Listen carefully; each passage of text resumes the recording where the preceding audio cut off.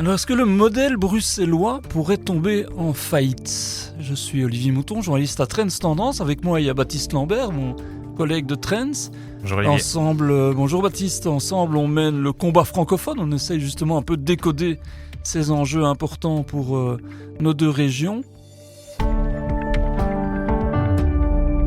Alors Baptiste, je fais mon vieux gimmick du vieux, mais j'imagine que tu es un peu trop jeune pour te rappeler de ça, mais enfin moi j'ai encore dans mon bureau à la maison un rapport qui date des années 90, et à l'époque il y avait des délégations qui venaient de Jérusalem pour voir comment fonctionnait le modèle de cohabitation bruxellois. C'était un modèle de pacification qui était loué dans le monde entier. Parce qu'évidemment, on a réussi à éviter, alors, si pas des guerres, en tout cas des tensions sérieuses entre les communautés. Le modèle est un peu compliqué, on va en parler, mais enfin, c'était à l'époque loué. Aujourd'hui, qu'est-ce qu'on voit la situation au Proche-Orient, quand même désastreuse, avec des tensions et des guerres dont on ne voit pas la fin. Et chez nous, c'est un peu bloqué, paralysé, et en fait, on ne loue plus ce modèle-là. Est-ce que, avec toi, avec le temps, comment tu vois ça ? Est-ce que selon toi, Bruxelles, ça reste un modèle à préserver ? Après, évidemment, on est loin de se taper dessus à Bruxelles, mais par contre, il y a un constat clair, c'est que les nouvelles générations de politiques, en tout cas les politiques les plus récentes, ils ont des âges différents, mais ont vraiment du mal à faire des compromis. On le voit quand même.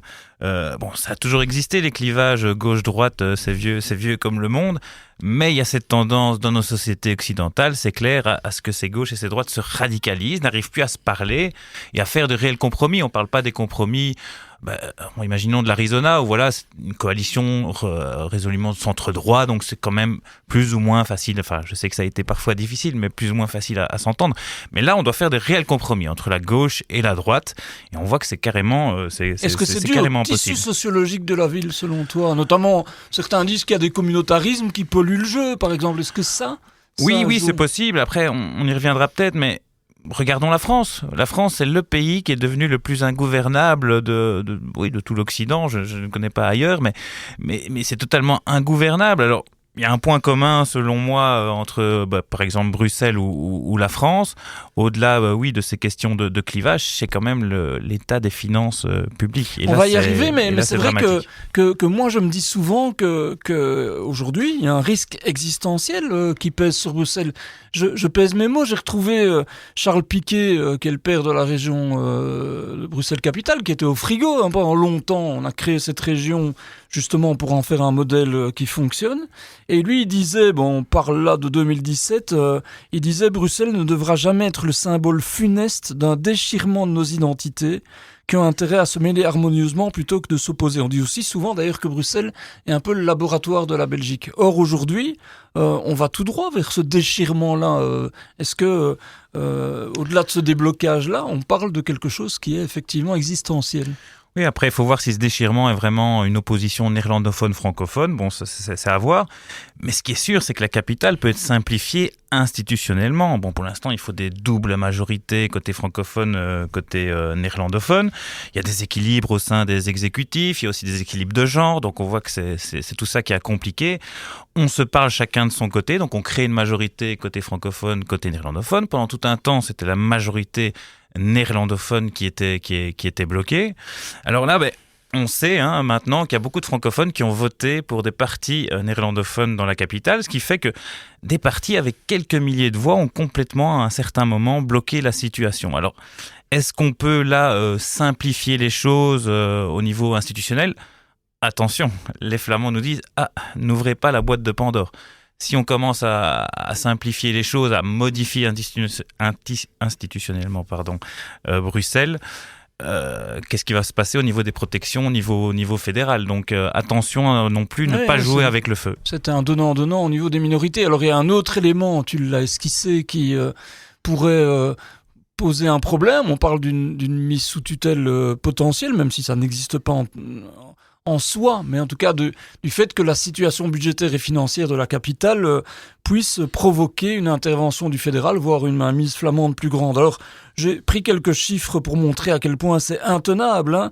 En 2024, la dette de la région a dépassé les 14,5 milliards d'euros pour des recettes qui se situent sous les 7 milliards d'euros. Donc, on parle par ailleurs d'un endettement équivalent à 230% des recettes annuelles. Enfin, c'est absolument hallucinant, quoi. Si on prend des recherches d'un institut universitaire namurois qui est quand même crédible, la dette pourrait atteindre 22,2 milliards d'euros et un déficit qui atteindrait plus d'un demi-milliard en 2029. Enfin, on est dans des chiffres qui dépassent l'entendement. Alors, je parlais d'une mise sous tutelle, Bardouever l'a dit, Roger Boucher aussi d'ailleurs, le président du MR, il pourrait y avoir une mise sous tutelle. Alors, c'est pas prévu par la Constitution, mais tu as travaillé là-dessus, il y a bel et bien la possibilité qu'on encadre davantage la région. Oui, alors effectivement, institutionnellement, ce n'est pas possible. Mais après, on sait que quand une région est en difficulté, elle doit faire appel à du financement. Et qui peut se porter garant de ce financement ? Ça serait par exemple l'échelon fédéral. On le voit exactement au niveau wallon avec les communes qui sont en difficulté. Donc les communes doivent emprunter aux banques, les banques ne veulent pas. Donc la région wallonne, qui est un petit peu en meilleure forme, doit se porter garante. La région impose aux communes les conditions. Et elles sont très strictes. C'est vraiment des réductions de dépenses que les communes doivent tenir.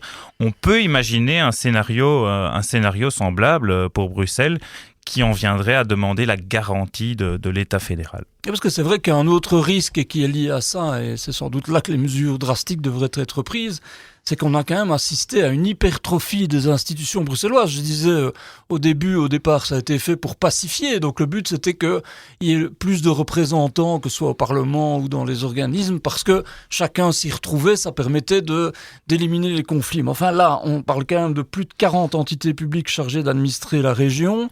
Le nombre de fonctionnaires qui a augmenté de 29% les 5 dernières années. Enfin, j'en passe et des meilleurs. On est quand même dans un univers de pararégionaux et autres qui ouvre la voie à tous les copinages aussi. Donc, est-ce que là, il y a vraiment un fer à porter dans la plaie en réalité ? Il est clair qu'on peut simplifier les structures. On parle de combien d'assemblées parlementaires rien que pour Bruxelles, avec la COCOM, la COCOF et la Commission communautaire pour les néerlandophones. Il est clair qu'il y a des simplifications, mais ça, c'est aussi vrai à l'échelle du pays. Il y a quand même beaucoup de représentants pour la population. Tu en parles de tous ces parastataux, de tous ces organismes parastataux. Par exemple, pour gérer les parcs informatiques, je voyais un exemple, je crois qu'il y a 3 organismes qui font pratiquement la même chose. Alors, sans doute qu'il y a des petites nuances, mais c'est pas gérable, quoi. Oui, exactement. Mais bon, pour ça, il faut un gouvernement. Et j'en viens peut-être au point suivant. Mais voilà, on sait qu'il y a la pression des agences de notation qui est importante. On attend d'ailleurs en octobre et en novembre les prochaines déclarations de ces agences. Alors, de ce qui ressort, c'est pas encore des taux d'intérêt déraisonnables. Donc on n'est pas dans un risque de scénario à la grecque comme on l'entend parfois. Par contre, pour le tissu économique bruxellois, qui voit cette absence de gouvernement flagrant, voire même le tissu associatif, il y a plein d'organes associatifs non marchands qui risquent tout simplement pour leur survie, quoi. Mais au niveau économique aussi, voilà, par exemple, je prends l'exemple de la construction. Il y a ces primes Rénolution qui sont complètement à l'arrêt. Elles ont été réformées côté wallon, mais là, elles sont complètement à l'arrêt. C'est tout un secteur qui est quand même gigantesque, qui se dit, vers où on va, quoi. Et ça, c'est vraiment un gros problème, au-delà vraiment des peurs qu'on peut avoir sur les taux d'intérêt, vraiment, et sur cette pression des agences de notation. Je pense que ne pas avoir de gouvernement à Bruxelles, en fait, joue économiquement et plante la région. C'est marrant parce qu'il y a un contraste que je voyais en ce début d'année, il y avait un responsable, le président du tribunal de l'entreprise à Bruxelles qui disait attention, le nombre de faillites n'a jamais été aussi important. On parlait d'une dégradation de 15% par rapport à l'année dernière. Et en même temps, j'ai assisté à une conférence de presse de l'Union des classes moyennes récemment. D'accord. Et là, l'étude, en fait, était étonnante parce qu'elle montrait que les mesures de simplification prises par la région bruxelloise faisaient que le nombre de créations de nouvelles entreprises avait explosé dans la capitale comparé à la Wallonie et à la Flandre. Donc, c'était étonnant. Et en même temps, je me rappelle d'un autre rapport, toujours de l'UCM, qui disait, oui, mais en fait, le problème, c'est qu'on se dirige vers une économie de freelance. Donc, ok, en fait, on crée des structures, mais c'est Pierre-Paul Jacques tout seul qui crée son petit commerce ou son petit coiffeur ou qui essaye de survivre. En fait, on est plus là-dedans.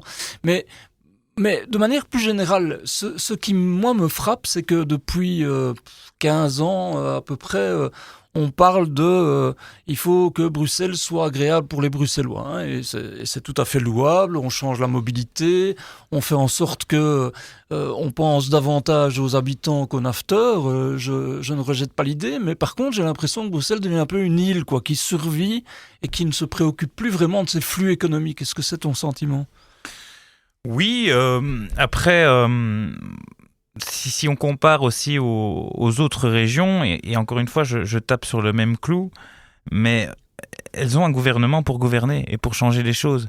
Ici, on reste encore dans la phase du précédent gouvernement, avec, comme tu disais, au niveau de mobilité, ce plan qui a... Le fameux good move, le qui est fameux un mauvais move, mais qui a créé beaucoup de crispation et de tension chez les Bruxellois, hein, et les NAFIN. Pour la bonne forme des Bruxellois, mais en fait ça crée de la crispation chez tout le monde, hein, pour les nafteurs et pour les Bruxellois, si on l'entend bien. Voilà, après on pourrait modifier ça, mais c'est une des raisons parmi d'autres pour avoir enfin un gouvernement bruxellois. Mais aussi on peut penser, comme je le disais, aux deux autres régions. Elles avancent, et il y a des mesures fédérales qui sont prises, très concrètes, et elles avancent avec ces mesures. La région bruxelloise, par exemple, elle regarde le train passer. Enfin, tout ce qui est la réforme des limitations des allocations de chômage, toutes ces réformes-là, réforme des pensions, ont des incidences sur la région. Pour l'instant, il n'y a personne à la barre pour modifier ça. Alors, c'est vrai que Bruxelles, je me rappelle que un président américain décrié avait dit un jour que Bruxelles était un trou arabe. Je ne sais même pas si c'est ou si tu es Bruxelles, hein, cela étant dit, mais... Non, mais Hellhole, je me souviens, oui, tout à fait. Ouais. Mais en même temps, c'est vrai qu'on a beaucoup parlé des filières islamiques radicales qui ont mené aux attentats de Paris. On parle souvent de Bruxelles comme l'endroit de tous les maux au niveau européen. On a maintenant aujourd'hui les fusillades quasi quotidiennes et le narcotrafic qui est quand même devenu très préoccupant. Il y a un vrai problème de crédibilité internationale. Est-ce qu'on joue pas avec le feu ? Ben oui, surtout au regard des grandes institutions qui sont chez nous, mais après, il faut éviter aussi le bashing, je dirais, gratuit, c'est mon avis, de Bruxelles, hein, parce que derrière toutes ces critiques, qui sont parfois justifiées, il y a des intentions politiques, et il y a l'intention aussi de créer à Bruxelles un choc de civilisation réel ou imaginé. Mais après, comme tu l'as dit, est-ce qu'on peut accepter, dans la capitale de l'Europe, qu'il y ait une fusillade par semaine ? Et rien que pour cette seule raison, j'ai envie de dire, il faudrait un gouvernement, mais illico presto. On a discuté de plein de raisons pendant ce podcast, mais juste pour cette raison, il faut quelqu'un à la barre pour dire à un moment stop. Oui, j'ajouterais une autre raison qui est quand même importante, c'est que j'ai cité Jérusalem en commençant et avec des vieux souvenirs, mais enfin aujourd'hui, Bruxelles c'est quand même la capitale de l'Union Européenne, c'est quand même le siège de l'OTAN, c'est quand même une ville très très importante. Alors il y a une question de crédibilité, une question aussi économique là derrière. Hein. Donc on parle quand même de plus de 50 000 personnes qui y travaillent, mais cette présence internationale génère jusqu'à 20% de l'économie bruxelloise, jusqu'à 23,2% de l'emploi régional, c'est-à-dire 162 000 emplois. Donc non c'est seulement énorme, oui. On risque de perdre une image de marque, une vitrine, etc., qu'on utilise selon moi pas assez souvent d'ailleurs, mais en plus de ça, on met en péril quand même un modèle économique. Et je vais te donner un exemple qui moi m'a toujours frappé, c'est qu'à une époque, pour vendre Bruxelles, on disait oui, il faut vendre la diversité bruxelloise, super, et alors on a toutes les nationalités, c'est très bien, mais on oublie de dire que derrière, il y a aussi de la qualité, de l'excellence, des restaurants étoilés, un vrai niveau international. Et on a l'impression que Bruxelles se vend comme un village. Oui, mais c'est ce que je disais aussi par rapport au Bruxelles bashing, c'est qu'en fait, dans plein d'endroits à Bruxelles, il fait très bon vivre. Et il faut aussi remettre ça en avant et ne pas se laisser happer par toutes les polémiques. Après, il y a la réalité. Et il faut aussi l'affronter en face. Comme tu dis, le narcotrafic, pour l'instant, c'est un scandale. C'est un scandale. Au début, c'était limité à certaines places de métro. Maintenant, il y a 5-6 communes qui ont déjà été touchées, qui sont touchées régulièrement par des fusillades. Dans le quartier européen, peut-on se contenter, de voir un coup une rafale de mitrailleuses devant la Commission européenne. Au niveau économique, tu le disais, 20% du PIB, mais aussi on a vu régulièrement ces derniers mois des exodes d'entreprises qui se sont mis en périphérie bruxelloise. Bon, pour un tas de raisons, mais il est clair que l'absence d'un gouvernement et d'une direction, quelle qu'elle soit, d'une direction on prend les choses en main, n'aide pas et cet exode va continuer. Mais c'est un vrai risque et par ailleurs il y a une double question là derrière. La première c'est moi, je trouve regrettable que notre capitale ne soit pas aimée par les autres régions. C'est quand même, je trouve, un vrai souci. Alors, on sait que maintenant, notamment dans les blocages politiques, certains disent la NVA, parti nationaliste, joue un double jeu en voulant être présent dans le gouvernement bruxellois, mais tout en voulant quelque part tuer la capitale à petit feu. C'est sans doute pas faux, mais de manière générale, on n'aime pas assez sa capitale. Ça vaut pour les Wallons, ça vaut pour les Flamands, et sans doute que ça participe à ce bashing dont tu parles. Et l'autre élément, qui est évidemment extrêmement compliqué, c'est que, outre les simplifications dont on a parlé à Bruxelles, je pense qu'il y a le carcan géographique et socio-économique de Bruxelles qui est un problème majeur. C'est-à-dire qu'on demande à une région de vivre en étant coupée de son hinterland socio-économique. C'est-à-dire que tu dis il y a un risque d'exode des entreprises, mais en fait, quelque part, les entreprises, elles vont partir à la périphérie de Bruxelles, c'est-à-dire à Bruxelles. Or, ce n'est pas institutionnellement compris. Alors, rappelle-toi qu'il fut un temps de blocage politique au niveau fédéral.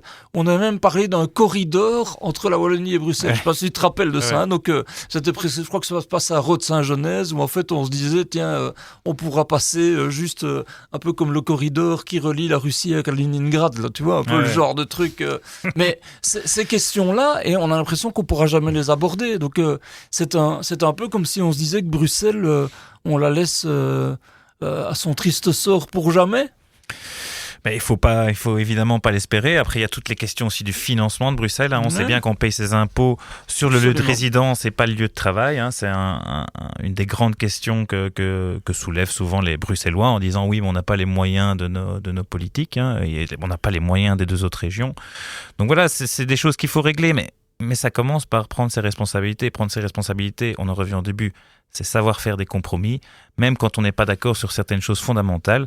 Et pour l'instant, il faut constater que cette génération n'arrive plus à faire de compromis. Je suis d'accord avec toi. Et je pense que, outre le fait que cette génération prenne ses responsabilités face à un gouvernement, je pense que dans tout ce qu'on a dit, il y a peut-être quelque chose qui tendrait à faire de Bruxelles une cause nationale. C'est-à-dire un vrai enjeu sur lequel De Wever, mais sans arrière-pensée, et les autres se penchent pour redorer le blason de la capitale et de la Belgique, en fait. Ouais. Voilà. Merci Baptiste. Merci Olivier.